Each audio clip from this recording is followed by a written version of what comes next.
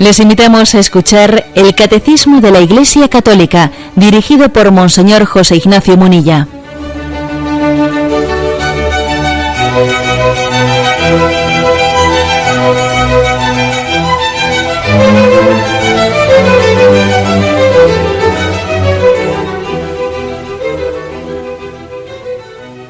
Un cordial saludo a todos los oyentes de Radio María. Un día más, con la gracia del Señor, proseguimos el comentario del Catecismo de nuestra Madre la Iglesia. Estamos en el apartado que tiene como título ¿Cómo es hombre el Hijo de Dios? Hemos afirmado que es verdadero Dios y verdadero hombre, pero en este momento el Catecismo dedica unos cuantos números a decir ¿y cómo es eso? Y especialmente ¿cómo es hombre? ¿Cómo se puede ser verdadero hombre al mismo tiempo que verdadero Dios? Habíamos quedado en el punto 474 y contextualizo lo dicho ayer para que lo retomemos. Decíamos que Jesús no son dos personas, es una persona y es persona divina. Es persona divina porque antes de nacer en Belén, antes de encarnarse en el seno de la Virgen María, preexistía desde toda la eternidad. Y era una de las personas de la Santísima Trinidad. Por lo tanto es una persona divina. Pero que al asumir la naturaleza humana, al encarnarse, no toma una especie de disfraz de hombre, no. Sino que se hace hombre verdaderamente, se asume la naturaleza humana y podemos decir que Jesús, esa persona divina, es verdadero Dios y verdadero hombre. Bien, y decíamos también que el encarnarse supone asumir la naturaleza humana con todos los condicionantes que eso supone para Dios. Él voluntariamente, libremente se ha anonadado, se ha rebajado, ha asumido lo que supone la ley humana, que limita, por supuesto, que la ley humana, la pedagogía humana, la forma humana de llevar adelante el conocimiento, pues las relaciones, etcétera, limita la divinidad, ¿no? Que es todopoderosa, que es omnipotente. O sea que Dios libremente, al hacerse hombre, se ha autolimitado, ¿no? Es como el máximo misterio del abajamiento de Dios. Se somete a la ley humana del crecimiento. Y el niño Jesús, aun siendo persona divina, aprendía e iba creciendo en el aprendizaje, lo cual es un misterio, decir, cómo Dios puede aprender, cómo se puede sentar en un pupitre de una escuela. Pues sí, este es la consecuencia última de la encarnación. Bien, pero decíamos una cosa más. Al mismo tiempo decimos que hay un matiz, y es que en esa ley humana del crecimiento, del conocimiento, en la persona de Jesús al mismo tiempo vemos por los evangelios, deducimos fácilmente de los evangelios, que también Jesús, aunque estaba sometido a esa ley humana del crecimiento en el conocimiento, etcétera, ¿no?, tenía también Jesús un nivel de intimidad con el Padre que era especial, que ya no era únicamente que no estaba limitado por la ley humana del crecimiento, que tenía un conocimiento, una consciencia de quién era su Padre, que tenía una oración tan íntima a Jesús que su Padre le revelaba en la oración lo que necesitaba saber, pues para llevar adelante la redención. Y Jesús también conocía los corazones de aquellos a los que se dirigía. Dice el Evangelio, ¿por qué pensáis mal en vuestros corazones? Y conocía el corazón de la samaritana, etcétera, etcétera. Es decir, que para que la redención que Jesucristo iba a llevar a cabo no fuese ciego, o sea, para que esa redención de Cristo Él no la hiciese de una manera ciega, el Padre le iba revelando lo fundamental, los datos fundamentales que Él necesitaba para que la redención de Cristo fuese plenamente consciente, para que Cristo nos redimiese por amor y con la consciencia de saber que nos está amando. Por ejemplo, Jesús nos conocía a nosotros cuando en Gesemaní estaba sufriendo? Por supuesto que supera la ley del conocimiento humano que un hombre pueda conocer a los que van a nacer después. Por supuesto que eso lo supera. Pero sí nos conocía, porque para que la redención que él está realizando sea plena, sea consciente, participe no de una manera mecánica con el Padre, sino que sea plenamente redentor, ¿no? Junto con el Padre, convenía que él tuviese un conocimiento humano, digo conocimiento también como hombre, no únicamente como Dios, que como Dios es obvio que nos conocía como Dios, pero como hombre también nos conocía, de manera que la redención que él realizaba era plenamente consciente por nosotros. O sea que mantenemos las dos cosas, mantenemos que sí, él se autolimitó al hacerse hombre, y montones de conocimientos, etcétera, pues él no, renunció a tenerlos, pero no el tipo de conocimientos que se referían a la redención que estaba realizando. En los evangelios observamos claramente que el conocimiento de los misterios referentes a la intimidad con el Padre y al bien de las almas, a los que él quiere dirigir su redención, el Padre se los había revelado en su corazón. Decíamos ayer que Santo Tomás de Aquino y algún otro autor pues habla de la visión beatífica. Bueno, pues ahí hay muchas explicaciones que el catecismo no se mete en explicaciones de escuela, pero sí que afirma el hecho, es decir, afirma que hubo un anonadamiento, que él renunció a la condición divina, pero que al mismo tiempo, para que la redención fuese plenamente consciente y meritoria, el Padre también le revelaba los datos esenciales ligados a la redención. El amor del Padre, fuente de la redención, y el conocimiento interno de las personas a las que se dirige la redención. Bien. Bueno, pues el punto 474 en el que habíamos quedado dice lo siguiente. Debido a su unión con la sabiduría divina, en la persona del Verbo encarnado, el conocimiento humano de Cristo gozaba en plenitud de la ciencia de los designios eternos que había venido a revelar. Bueno, pues básicamente un poco lo que he explicado. Por ejemplo, dice Marcos 8:31, y comenzó a enseñarles que el Hijo del Hombre debía sufrir mucho, ser reprobado por los ancianos, los sumos sacerdotes. Mirad, más tarde dice, mirad que subimos a Jerusalén y el Hijo del Hombre será entregado a los sumos sacerdotes, le condenarán a muerte, le entregarán a los gentiles, se burlarán de él, le escupirán, le azotarán, le matarán y a los 3 días resucitará. Jesús predijo en distintos momentos la pasión. La predijo, o sea, él conocía lo que le esperaba. Y lo conocía como hombre, no solo como Dios. Dios quiso revelárselo. Bueno, ¿por qué? Porque obviamente, a diferencia de ese episodio de Abraham y Isaac, acordaros de ese caso de esa imagen del Antiguo Testamento, como Yahvé le pide a Abraham, toma a tu hijo, a tu único hijo, y ofrécelo en sacrificio, y entonces Abraham va caminando hacia el monte Moria junto con su hijo Isaac. Y Isaac le dice, papá, ¿a dónde vamos? Y el hijo no es consciente, ¿no?, de a dónde va caminando con el padre, y el padre, cuando está en el punto del monte, está a punto de sacrificar a su hijo, y entonces el ángel le retiene y le dice, no sacrifiques a tu hijo.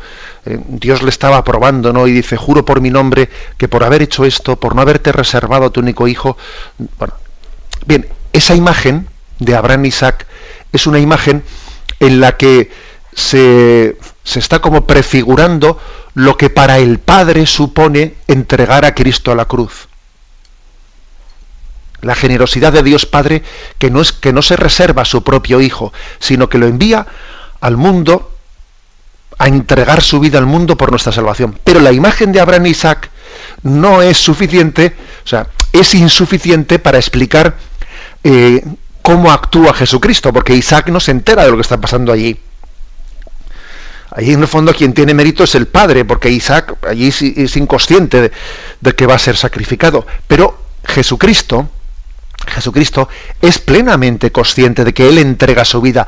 No solo el Padre entrega al Hijo en contra de la voluntad del Hijo, no, sino que el Hijo entrega libre y voluntariamente su vida por la salvación del mundo. Por eso convenía, obviamente, ¿no?, a diferencia de esa imagen de Abraham y Isaac, convenía que el Padre le revelase al Hijo que Él iba a ser entregado para que su entrega fuese libre y consciente y plena. Por eso Jesús predice la pasión en distintas ocasiones. Y no digamos nada cuando en la Eucaristía, celebrada en la víspera de su pasión, Él dice: este es mi cuerpo que se entrega por vosotros, esta es mi sangre que es derramada por el perdón de los pecados.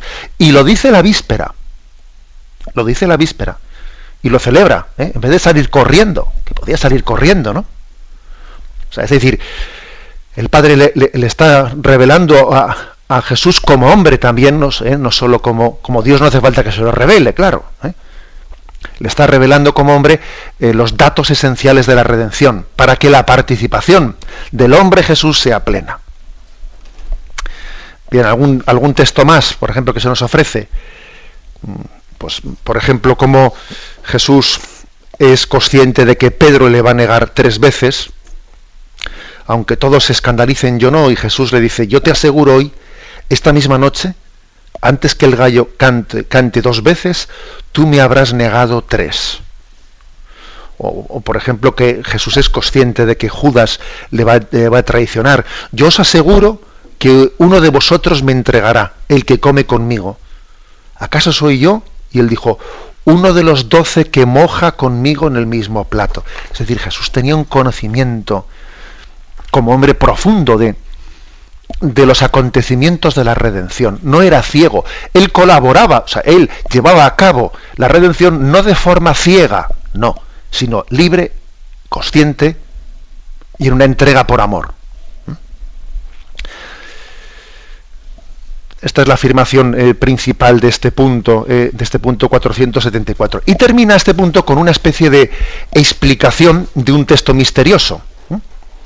Dice: lo que reconoce ignorar en este campo, declara en otro lugar no tener misión de revelarlo. Se refiere al texto de Marcos 13:32, cuando dice: mas de aquel día y hora nadie sabe nada, ni los ángeles en el cielo, ni el Hijo, sino solo el Padre. Es un texto en el que viene a decir que nadie sabe ni el día ni la hora del momento final de la historia, del día de la parusía, cuando Dios venga a juzgar a vivos y muertos.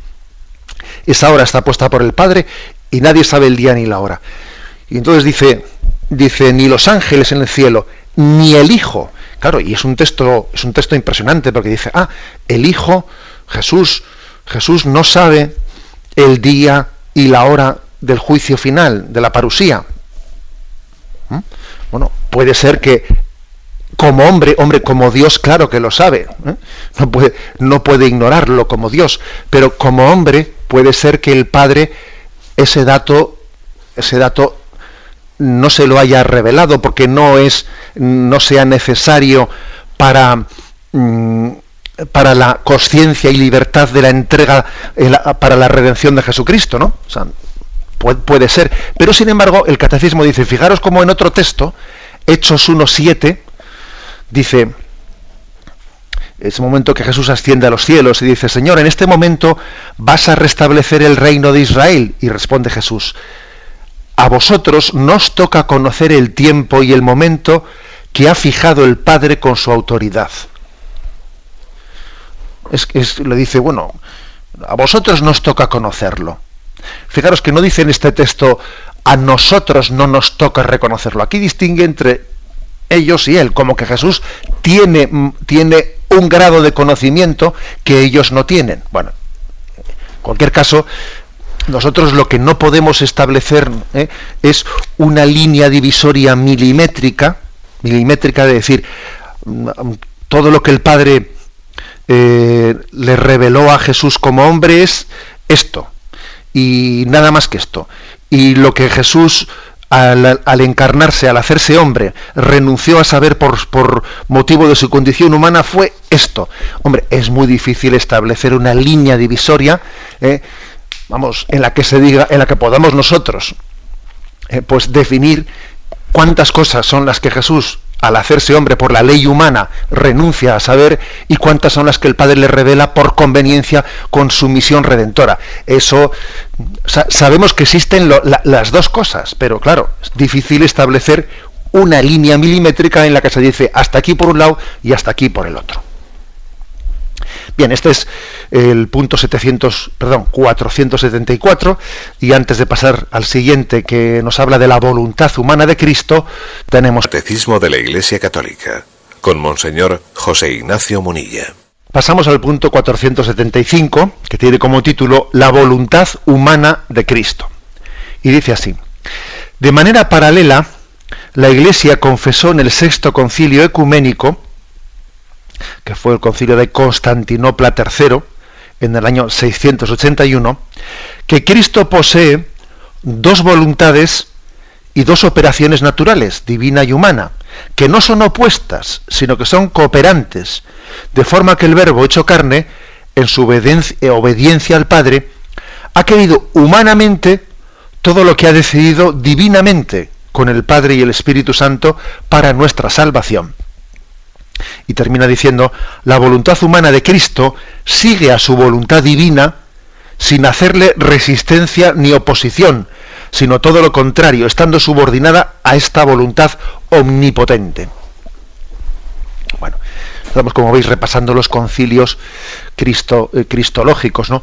Que todos ellos pues se fueron en el primer milenio. Gracias a Dios, los concilios cristológicos que definen, que expresan, ¿no?, en el dogma nuestra fe en Cristo, son de los siglos primeros, lo cual eso supone pues que compartimos, eso fue antes de que tuviesen lugar las fracturas de la Iglesia protestante, de la Iglesia anglicana, por supuesto, incluso antes del cisma de Oriente, con lo cual esto supone que compartimos la misma fe en Jesucristo pues con las otras confesiones cristianas, y eso es una cosa muy grande, es una cosa muy grande, que todos estos concilios de los que estamos hablando, pues no únicamente, ¿no?, pues son confesados por los católicos, sino también por las otras confesiones cristianas.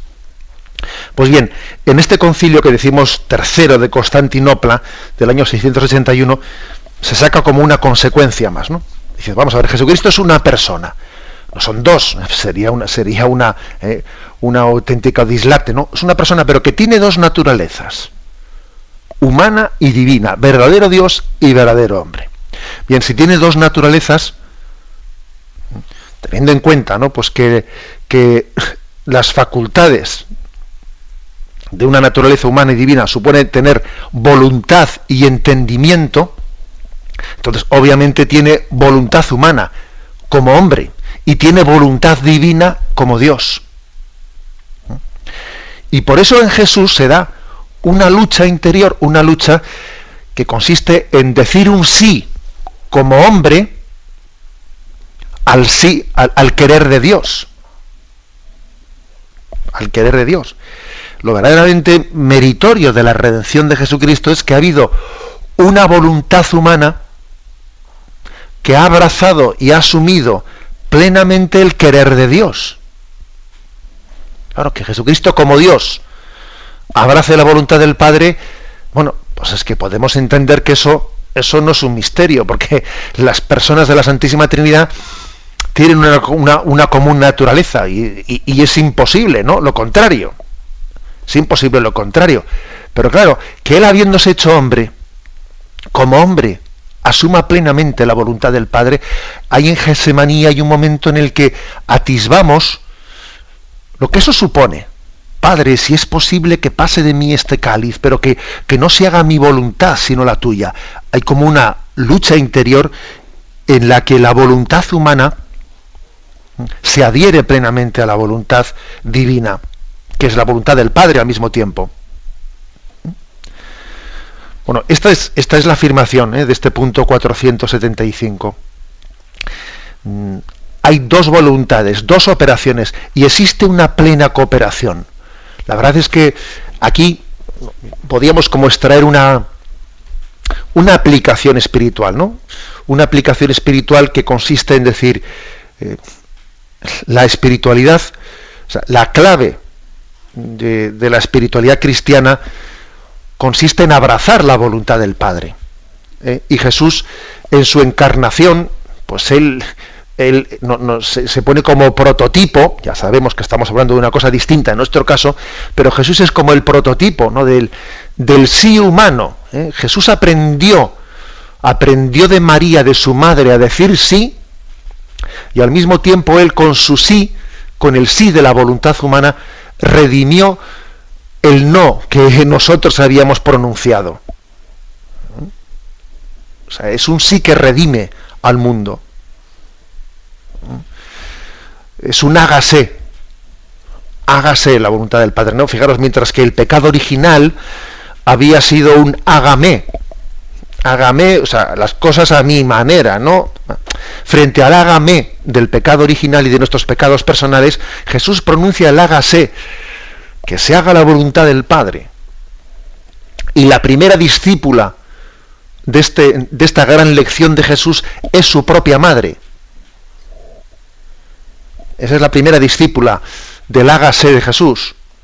Pero lo curioso es que es discípula y luego Dios ha querido que sea maestra al mismo tiempo, porque como hombre María le ha enseñado a su hijo hombre a decir sí, a decir hágase. La verdad es que es impresionante este misterio.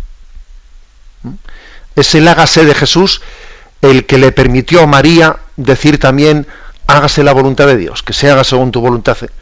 Pero al mismo tiempo, humanamente, Jesús la aprendió de su madre. Y de José, que nos olvidamos del siempre.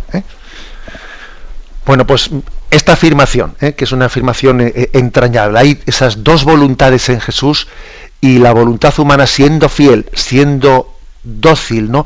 La docilidad de la voluntad, vamos a ver, es lo que más nos cuesta a nosotros. Y tenemos que ser muy enamorados de la humanidad de Jesucristo para que nuestra voluntad aprenda la docilidad y el sí de Cristo a la voluntad del Padre. Damos un paso más. Pasamos al punto 476. Se titula El verdadero cuerpo de Cristo. Dice: como el Verbo se hizo carne, asumiendo una verdadera humanidad, el cuerpo de Cristo era limitado. Concilio de Letrán en el año 649.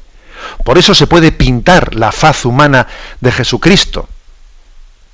En el séptimo concilio ecuménico, concilio de Nicea II, en el año 787, la Iglesia reconoció que es legítima la representación de Jesús en imágenes sagradas. Bueno, a ver, explicamos un poco esto. Sabéis que existió la herejía iconoclasta. La palabra iconoclasta, que viene del griego, eikon significa imagen, y klein significa romper. Luego iconoclasta significa romper las imágenes, ¿no? Era una herejía que rechazaba como superstición el uso de las imágenes religiosas, ¿no? Abogaba porque se destruyesen las imágenes religiosas. Esta herejía iconoclasta surgió históricamente con el crecimiento del Islam. Allá por el siglo VII, etcétera, pues el Islam se extiende y acusa de que son idólatras a todos los que tienen imágenes sagradas. Si vosotros vais a un templo islámico, a una mezquita, pues veréis que allí no hay imágenes, no hay imagen alguna. Entonces el Islam sometió una gran presión allí en los lugares en los que se iba extendiendo y acusaba de ser adoradores, ser idólatras, mejor dicho, ¿no?, a los que veneraban imágenes. Y entonces, bueno, pues hubo algunos que cedieron ante esa presión, que fueron los cristianos iconoclastas, que un poco pues acomplejados por esa presión del Islam, pues decían, bueno, vamos a quitar las imágenes de Jesús para que no nos digan que somos idólatras. Pero claro, la Iglesia fue valiente, fue firme, no se dejó amedrentar, tuvo, que es una gran lección, que no seamos acomplejados por las presiones de los momentos culturales, no seamos acomplejados. Y la Iglesia reaccionó, ¿no? En el segundo concilio de Nicea, pues afirmó, definió que las imágenes, bien sean en pintura, bien sean en escultura, pueden ser expuestas y veneradas legítimamente, porque el respeto nosotros se lo mostramos a la persona a la que representa. Nosotros no veneramos la pintura, oiga, nosotros no veneramos la madera que ha sido esculpida, oiga, nosotros veneramos la persona que representa. La cosa es bastante obvia, pero bueno, pero supuso esto sangre, sudor y lágrimas, hacer esta afirmación en aquel momento cultural de una presión tremenda. Bueno, es bueno conocer la historia de la Iglesia para que también seamos confiados en los momentos de prueba actuales que vivimos. La Iglesia ha mantenido su fe contra viento y marea, ¿no? Y de una manera muy contracultural muchas veces. Bien, ¿eso supone idolatría? En absoluto. ¿Podría ocurrir que alguien venerase pues una imagen religiosa de una manera insana? Sí, podría ocurrir. Pero podría ocurrir no por la imagen en sí misma, sino por la mala utilización que le hace de ella. Puede ocurrir que alguien, bueno, pues venere una imagen de una manera supersticiosa. De una manera supersticiosa. Oiga, que esta imagen, o sea, no en sí misma no es más que materia de escayola, materia de plástico, de fibra de vidrio, de lo que fuere, ¿no? Materias. Otra cosa es que cuando, por ejemplo, existe una profanación de una imagen, existe una profanación, la Iglesia hace un acto de desagravio, pero entendamos una cosa, un acto de desagravio a una imagen que ha sido profanada, el acto de desagravio no lo hacemos a la materialidad de esa imagen o esa pintura, no. Estamos desagraviando el corazón de Dios, porque entendemos que quien ha hecho ese acto de profanación ha podido tener un acto de odio explícito a Dios o de odio explícito a lo religioso, y por lo tanto ha sido un acto que ha ofendido el corazón de Dios y el corazón de los creyentes, y entonces se hace un acto de reparación, pero la reparación no es por la materialidad de lo que ha sido roto, sino por el pecado formal que hay detrás de eso. Por el pecado formal que hay detrás de eso. Es decir,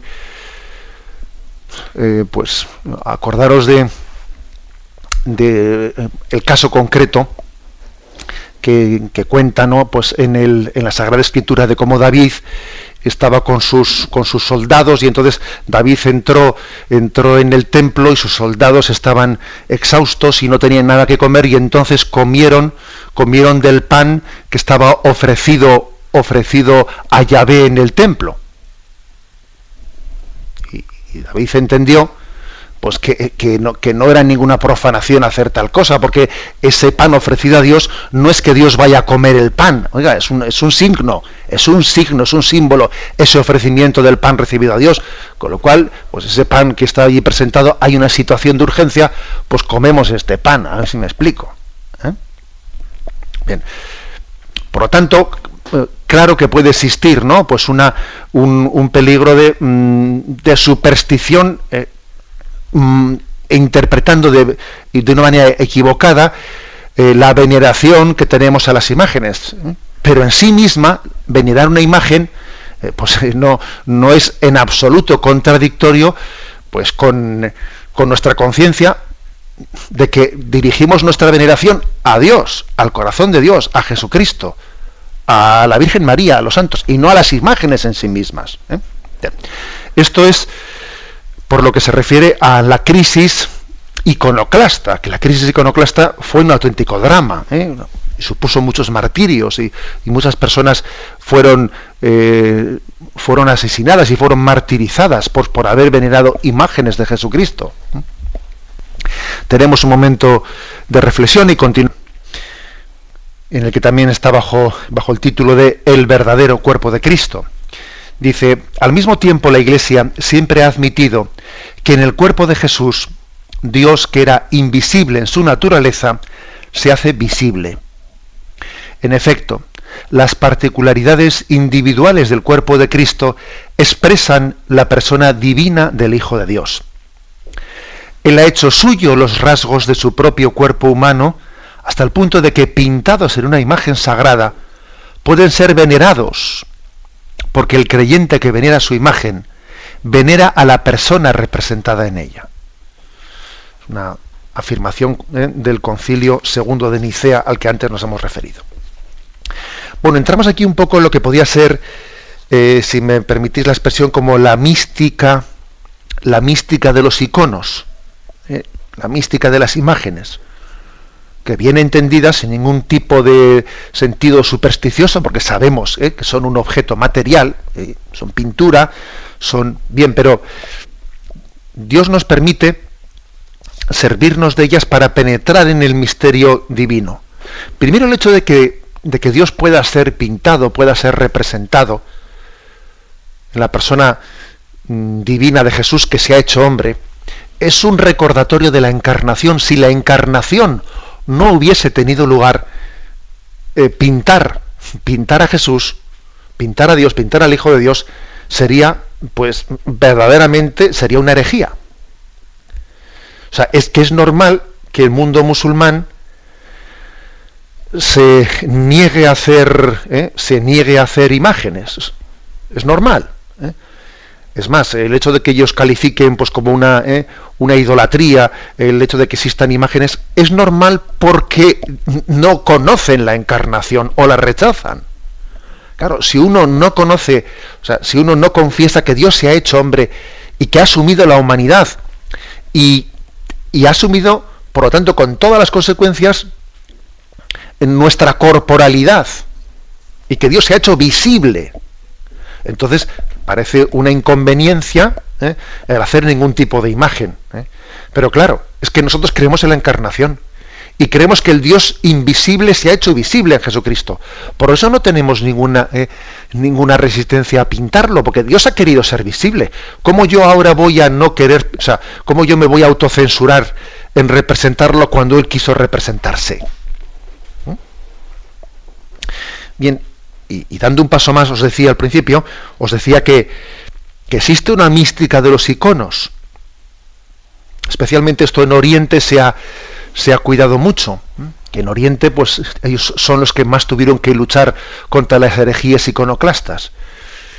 Y cuando uno ve un icono, fijaros que los iconos orientales, a diferencia de nuestra pintura de tradición occidental, nuestra pintura suele ser mucho más elaborada, suele ser mucho más detallista. Ellos en Oriente, cuando pintan esos iconos, suelen renunciar, ¿no?, a esta belleza tan detallista nuestra de Occidente, pero más bien renunciando a eso, ¿no?, suelen mostrar un rostro de Jesús muy sereno, poniendo poca, digamos, iniciativa por parte del pintor, poca iniciativa, y más bien como desde un rostro sereno, pretendiendo que el icono sea un lugar que como una especie de puerta de entrada en el misterio de Dios.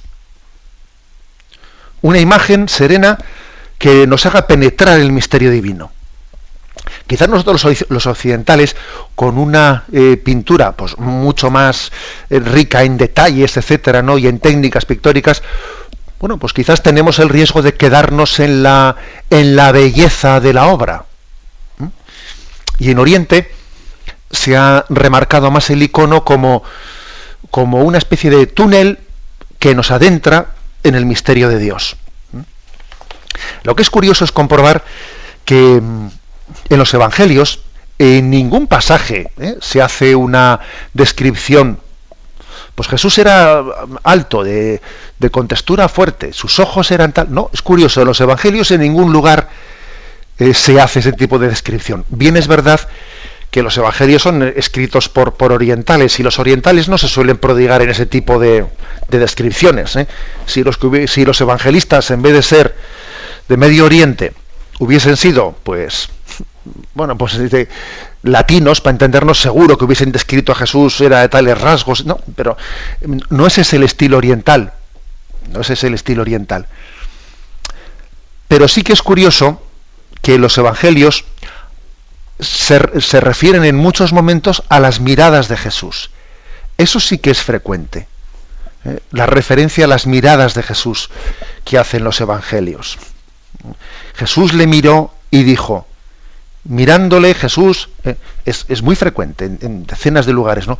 Recuerdo haber leído un artículo de José Luis Martín Descalzo, del difunto José Luis Martín Descalzo, pues que era una joya, yo diría, de la literatura, y además también pues con una riqueza espiritual muy grande, en la que José Luis Martín Descalzo hacía referencia a esto, a decir, a cómo los evangelios, cuando Jesús iba a hacer una curación, Jesús le miró y como si su mirada hubiese sido ya una especie de precuración, la mirada de Jesús ya adelantaba lo que él iba a hacer.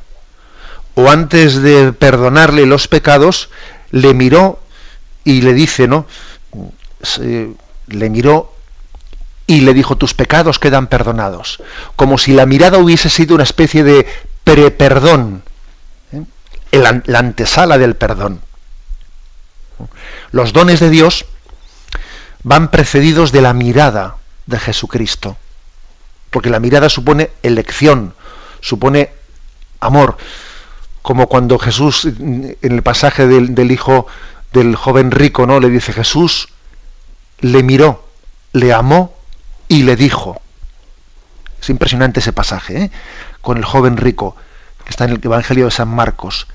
Jesús le miró, le amó y le dijo. O sea, la mirada va como adelantándose, expresión del amor, y el amor va a ser como el embajador de lo que te voy a decir después.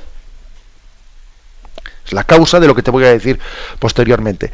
Bien, y bajo esta perspectiva de las miradas de Jesús, entendemos lo que es también la mística de los iconos, la mística de las imágenes. O sea, sentirse en presencia de Dios. Entender que lo principal de la oración es ponerse en presencia de Dios. Y si uno está ante una imagen de Jesucristo, pues lo que quiere es que esa imagen me ayude a ponerme en presencia de Dios. Y por supuesto que aquí también hay algo de subjetividad, porque a uno le atrae más una imagen o otra imagen, y le ayuda más una imagen a ponerse en presencia de Dios. O uno dice, pues la santa faz de la sábana santa me ayuda a través de esos ojos a penetrar en el corazón de Cristo, etcétera, ¿no? O sea, la mística de los iconos, de las imágenes, tenemos que profundizar en ella sin caer en supersticiones, por otra parte, pero profundizar en esta mística. Lo principal de nuestra espiritualidad es ponernos en presencia de Dios. Recuerdo que cuando explicábamos el tema de la oración, decíamos que en la oración, más importante que qué cosas digo, qué tipo de oraciones voy a hacer, lo principal de la oración es ponerme en presencia de Dios. Pues bien, digamos que las imágenes tienen una pedagogía, porque nosotros no debemos, o sea, no podemos prescindir de la imagen. Y de hecho San Ignacio de Loyola, cuando en los ejercicios espirituales a los ejercitantes les introducen cómo hacer las meditaciones, les dice, haced una composición del lugar, o sea, con vuestra imaginación. Imagínate que estás en pues por ejemplo en Belén, en aquel lugar en el que Jesús nace. Imagínate en ese sitio, estás tú.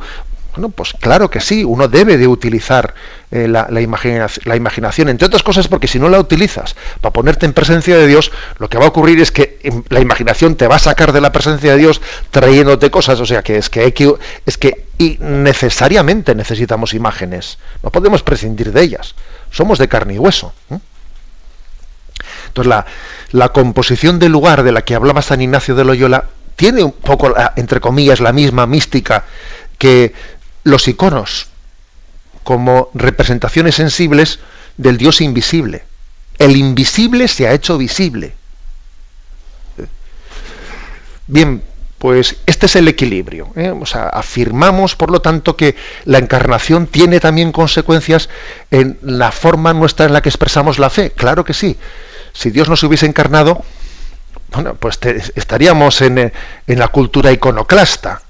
La encarnación de Dios ha enriquecido tremendamente el arte. Porque Dios ha tomado carne, merece la pena, merece la pena pues expresar el arte y desarrollar el arte. La encarnación de Dios, el hecho de que haya asumido la carne humana, ha sido pues, una auténtica explosión, o sea, ha potenciado el arte de una manera tremenda. Y en ese sentido el cristianismo, con todos mis respetos, pues a todas las religiones que también tienen sus semillas de verdad, como dice el Concilio Vaticano II, pero es obvio que el cristianismo se ha desplegado en una riqueza en el arte pues sin comparación con otras religiones. ¿Por qué?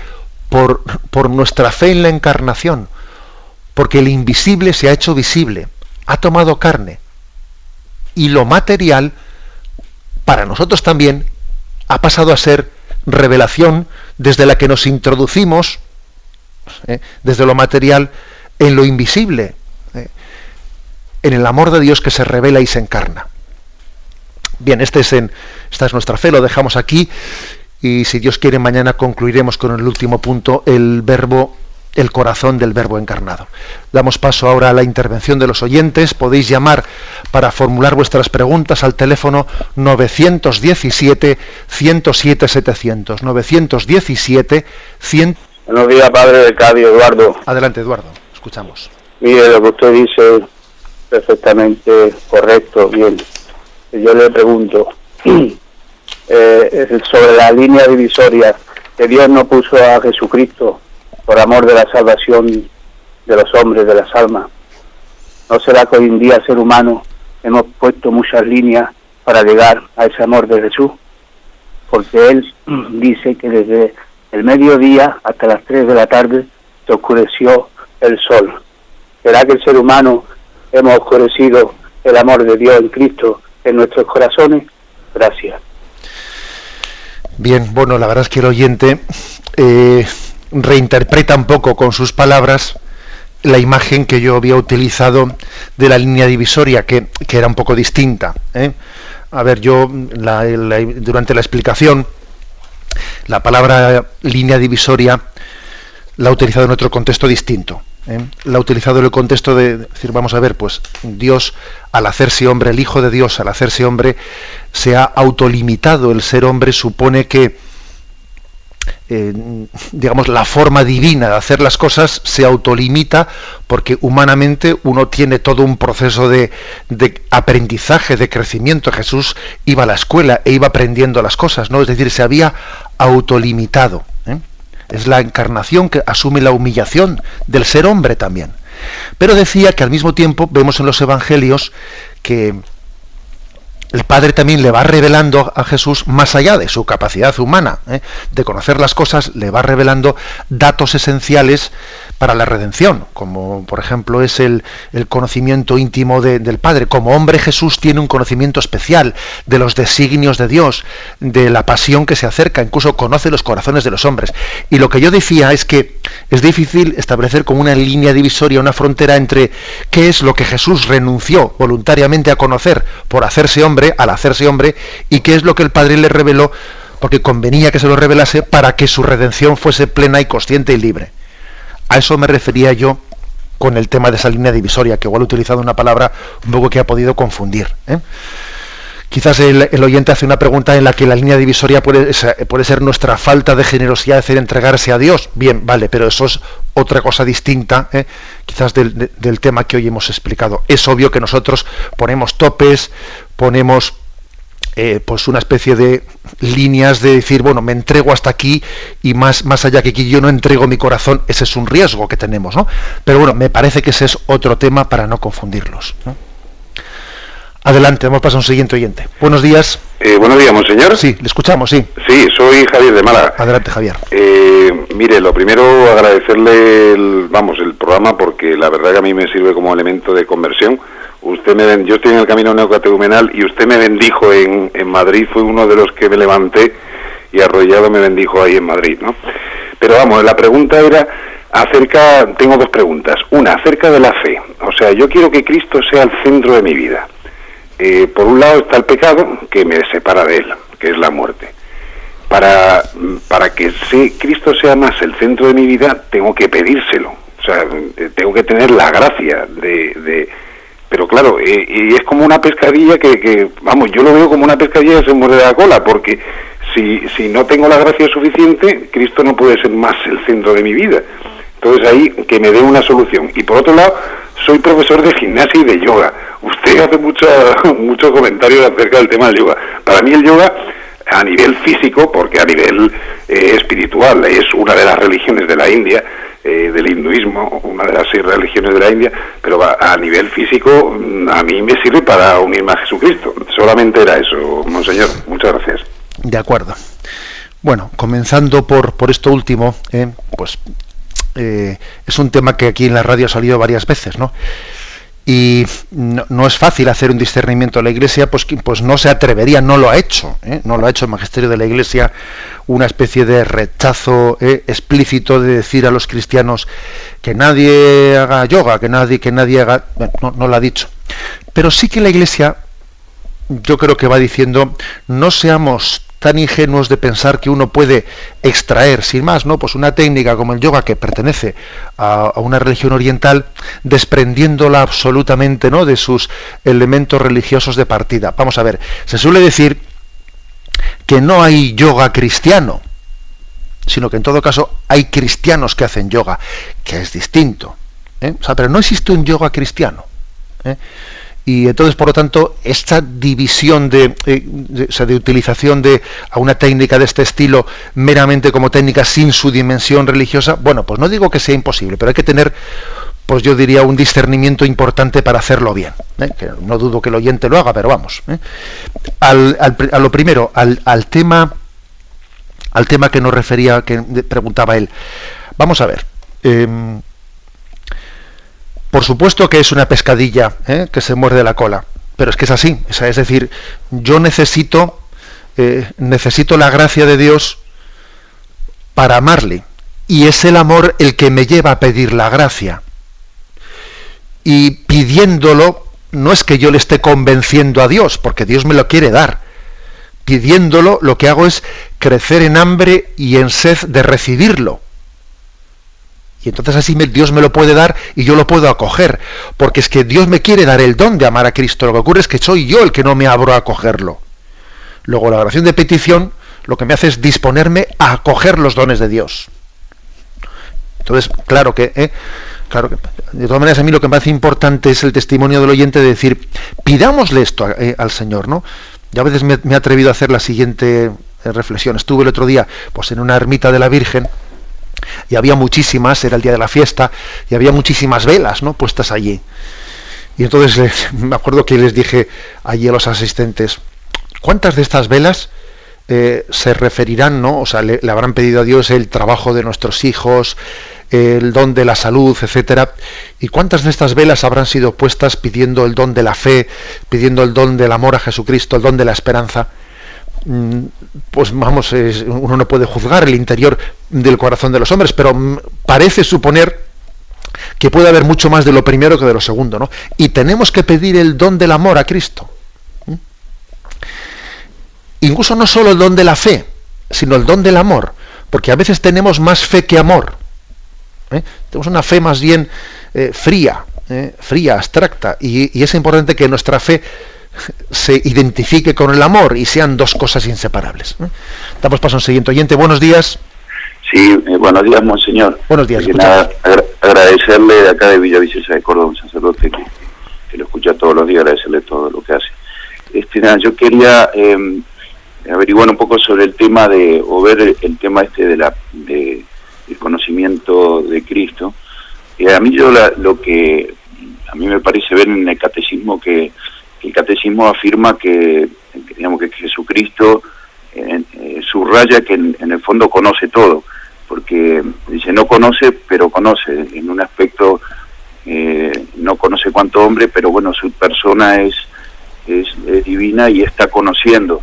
Dice así, el Hijo de Dios conocía todas las cosas por sí mismo, que se había revestido de una condición humana, y en cuanto estaba unido al Verbo, y después dice, la naturaleza humana, en cuanto que estaba unida al Verbo, conocía todas las cosas, incluso las divinas. Y después cuando dice lo que no conoce, lo que reconoce ignorar, después lo subraya como diciendo, declara en otro lugar no tener misión de revelarlo, la ciencia esa de los designios eternos. O sea, a mí me parece que si no consideramos que Cristo está conociendo todo, de alguna manera es como si estuviésemos poniendo como dos hipóstasis, en el sentido de que Jesucristo en lo que está debajo, que es hipostasis, ¿no? Lo debajo, él en realidad lo sabe todo, y bueno, con ese instrumento nuevo, se puede decir instrumento de la inteligencia humana, va como madurando, va conociendo cosas, pero él mismo es desde la persona, ¿no? No sé, a ver si... De acuerdo, le digo una palabrita. Vamos a ver, ese texto que usted ha leído, que era del punto 474, yo creo que hace el siguiente matiz, ¿no? Dice que Jesús, en su conocimiento humano, gozaba de la plenitud de la ciencia de Dios, pero dice en lo que había venido a revelar, es decir, hace ese matiz que es importante, ¿no?